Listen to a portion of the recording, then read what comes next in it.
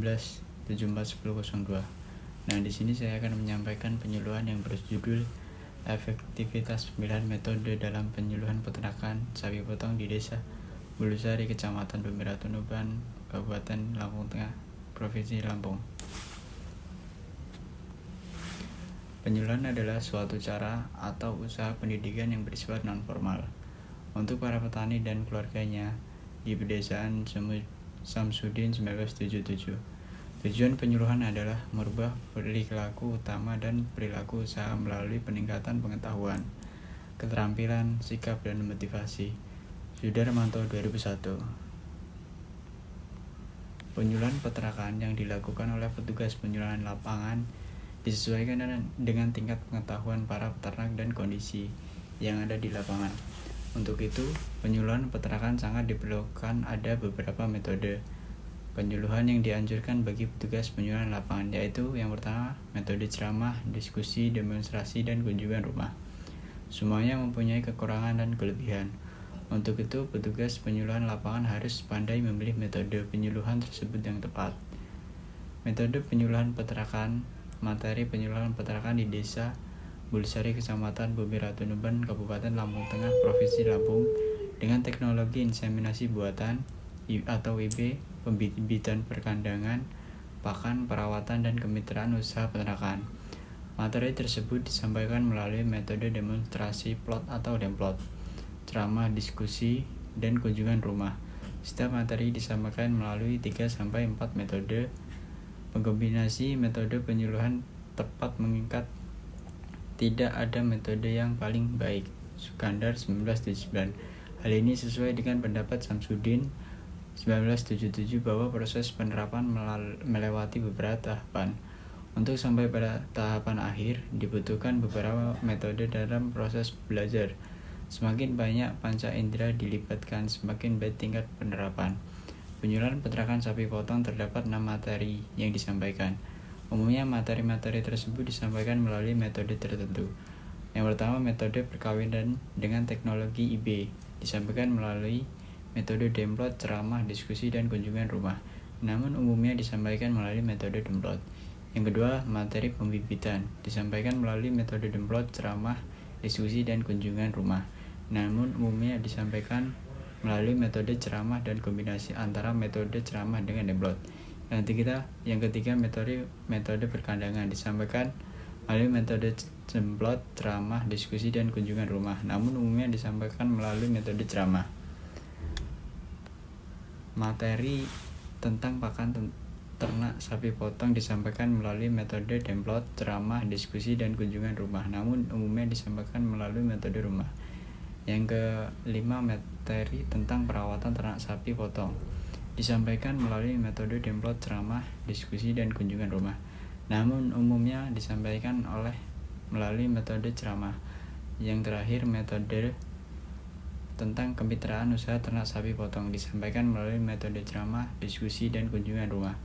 Namun umumnya disampaikan melalui metode rumah. Metode tersebut dipilih dengan tujuan tertentu. Pemilihan metode yang disesuaikan dengan tujuan penyuluhan sesuai dengan pendapat Samsudin 1977.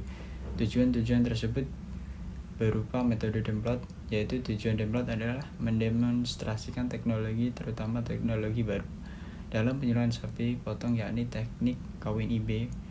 Metode ceramah. Tujuan metode ceramah adalah menyampaikan informasi sebanyak-banyaknya dalam waktu relatif cepat, sehingga materi tentang pembibitan perkandangan, pakan, dan perawatan disampaikan melalui metode Journal of Ecosystem Vol 2 tahun 1 Januari sampai Juni 1953. Ini diharapkan peternakan memahami teknik-teknik pembibitan yang baik, berkualitas, yang nantinya akan meningkatkan pendapat peternak. Yang ketiga, metode diskusi, yaitu tujuan metode diskusi adalah untuk bertukar pikiran mengenai permasalahan. Yang masih menjadi masalah adalah permodalan. Karena itu, materi kemitraan, khususnya kemitraan penyediaan sarana penunjang peternakan dan pemasaran ternak sapi potong, disampaikan melalui diskusi.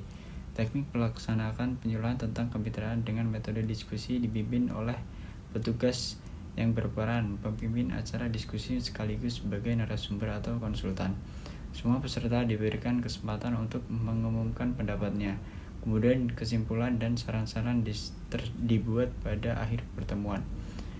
Metode kunjungan rumah, yaitu tujuannya untuk kunjungan rumah adalah memberikan informasi harus sesuai dengan karakteristik petani.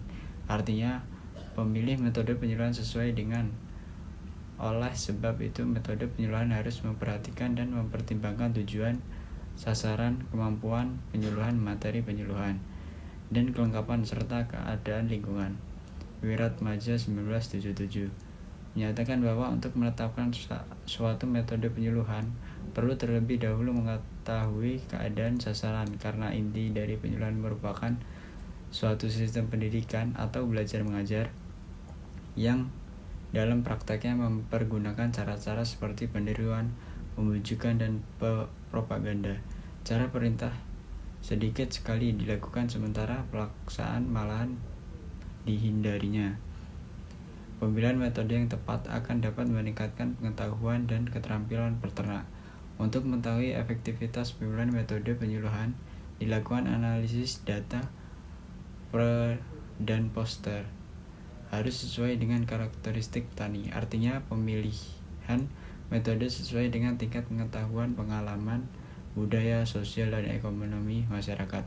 Selain itu, metode penyuluhan perlu disesuaikan apakah cocok untuk kelompok atau individu. Wahyudi 1989 mengemukakan bahwa metode penyuluhan adalah cara menyampaikan materi penyuluhan melalui media komunikasi yang tepat agar petani dan keluarganya dapat membiasakan diri dalam menerapkan teknologi pada usia tani yang dikelolanya.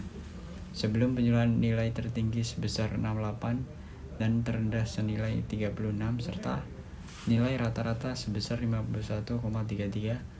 Setelah penyuluhan, nilai tertinggi 100, terendah 84 dan nilai rata-rata sebesar 92,13. Sehingga kepada peternak hadir atau belum paham teknis meliputi kegiatan kunjungan yang dilakukan secara terencana. Untuk itu, petugas penyuluhan peternakan membuat jadwal kunjungan, di mana dalam jadwal kunjungan dicantumkan siapa yang akan dikunjungi secara teratur dalam selang waktu tertentu serta topik-topik yang akan dibicarakan sejak tahap persiapan, pelaksanaan, sampai tahap evaluasi. Demikian penyampaian penyuluhan dari saya. Bila ada tutur kata yang salah mohon dimaafkan. Wabillahi taufiq wal hidayah. Wassalamualaikum warahmatullahi wabarakatuh.